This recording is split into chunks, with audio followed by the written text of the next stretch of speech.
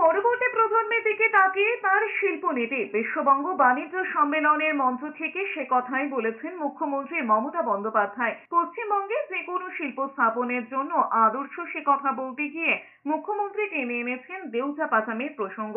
শিল্পপতিদের উদ্দেশ্যে মমতা বন্দ্যোপাধ্যায় বলেছেন, চাইলে বৃহস্পতিবার থেকে বীরভূমে দেউচা পাচামির কয়লা খনিতে উত্তোলনের কাজ শুরু হয়ে যাবে। তার দাবি, এখানে যা কয়লা রয়েছে তাতে 100 বছর বিদ্যুতের খামতি থাকবে না রাজ্যে। লক্ষাধিক কর্মসংস্থান হবে বলেও জানিয়েছেন তিনি। সঞ্জীব গোয়েঙ্কাও নর্জি সেক্টরে বড় বিনিয়োগ করার ঘোষণা করেছেন। মমতা বন্দ্যোপাধ্যায় বলেছেন, ডানকুনি থেকে কল্যাণে, খড়গপুর থেকে মোরগ্রাম, পুরুলিয়া থেকে জোকা সহ কিছু পণ্য করিডোর নির্মাণের ঘোষণা করেছেন তিনি। Over rupees 90 lakh 51,000 crore investment proposals have been received. Today morning also somebody questioned.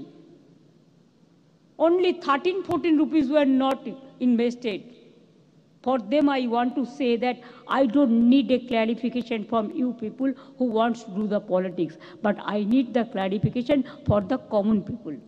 Projects worth more than rupees 12 lakh crore have already taken off, and the remaining are in various stages of implementation.